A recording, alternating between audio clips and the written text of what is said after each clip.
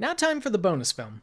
I think if you like Some Like It Hot, then you might like The Girl Can't Help It from 1956. Tom Ewell, from the 7-Year Itch fame, plays a heartbroken talent agent who is recruited by a gangster, played wonderfully by Edmund O'Brien, to help turn his mall, played by Jayne Mansfield, into a nightclub sensation. You see, O'Brien doesn't want anyone hitting on his girlfriend, so he entrusts Ewell because he's love-struck by his ex, played by Julie London. Oh, and there's a bunch of musical performances showcasing famous rock and roll stars of the 1950s. I was shocked by how much I enjoyed this film. On paper, this should have been one of those bad movies that's such a product of its time that you can't watch it without cringing. But where most movies like that try to quote-unquote capture the culture of the time and fail, this one is actually making fun of it. By doing that, it makes for a much richer experience. It helps that the script is clever, the performances are memorable, and some of the musical sections are actually very well done. If you're a fan of the 1950s aesthetic, you'll love this movie, because every frame oozes the 50s. The color cinematography makes each frame pop. I mean, look at this. Look at how vibrant this is. The production design alone makes the film worth watching. When I first saw this film, it was an unrestored version, and you could tell the colors were faded. Thankfully, not too long later, Criterion announced their Blu-ray for the film, and they did a wonderful job bringing this film back to life. Easily one of the best restorations I've ever seen. This film is to Jayne Mansfield what the 7-Year Itch is to Marilyn Monroe. And funny enough, both starred Tom Ewell. This is her iconic role, and you can see why. Yes, Jayne Mansfield was a sex symbol, and even I'm guilty of saying she wasn't much of an actress, but I can safely say that after watching this movie, I was wrong.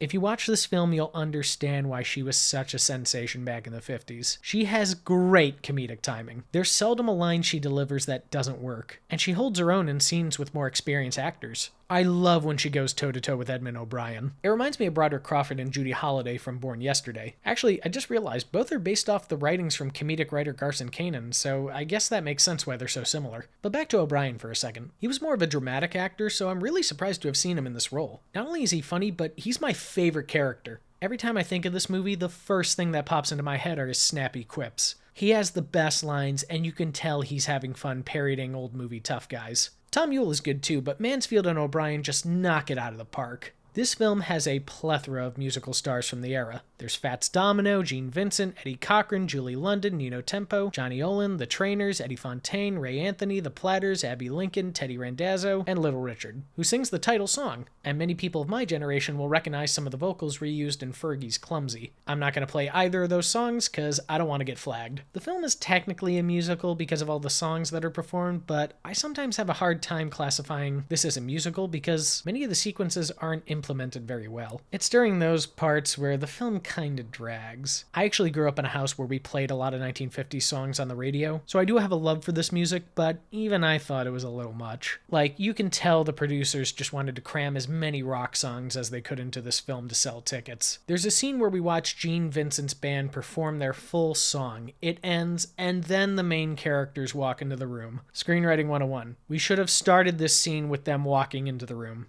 But in this movie's defense, there are some sequences that are really cleverly woven into the plot. Eddie Cochran pops on the TV at one point, and they use him as inspiration for Mansfield's act. And they do go to nightclubs where music is playing, but I can't emphasize this enough. Easily one of the best musical sequences of the 1950s is in this film. In the movie, Ewell's character used to be in love with Julie London, and when he hears her music, he can't help but think about her. In one scene, he comes home late at night and he hears one of London's songs play on the radio. From there, he's bombarded by figments of her. Not only is this a great storytelling device, but it's pretty funny and comes back later to show the development of the character. On top of everything I said, the script is very fast-paced and full of memorable quips. I said before that I think Edmund O'Brien has my favorite lines, but everyone has their fair share of funny lines. It almost feels like a Billy Wilder script, but it's not. He had nothing to do with this. And that's what made me think of Some Like It Hot. They both have blonde bombshells, a clever script with snappy dialogue, outstanding comedic performances, and are pseudo-musicals with songs from a specific era. For Some Like It Hot, it's the 1920s. So, with all that being said, take a look at The Girl Can't Help It.